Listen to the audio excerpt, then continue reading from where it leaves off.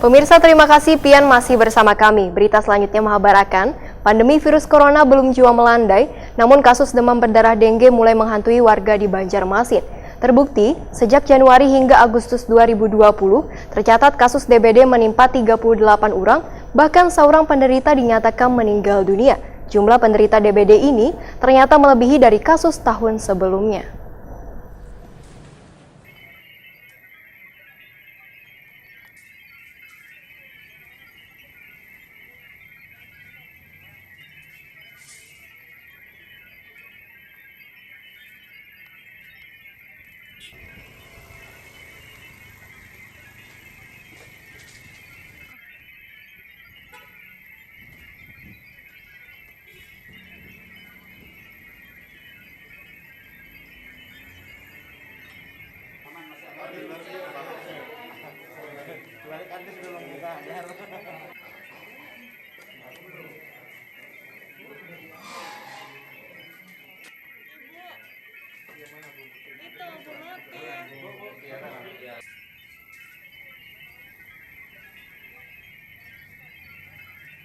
Kita bandingkan dengan tahun 2019, dari Januari sampai dengan bulan Desember, itu jumlah kasus 38.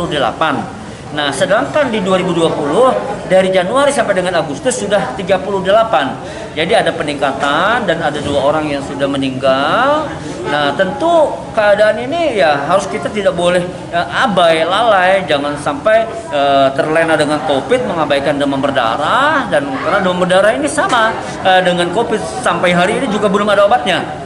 Ya, sehingga peranan masyarakat dalam upaya menjaga kebersihan lingkungan ya 3M+-nya harus tetap dijalankan oleh masyarakat. Menutup kaling-kaling bekas, menutup tempat-tempat penampungan air, mengubur kaling-kaling bekas, kemudian memberantas sarang nyamuk, ya, kemudian ya memantau jentik-jentik. Ini sangat penting sekali dilakukan oleh masyarakat.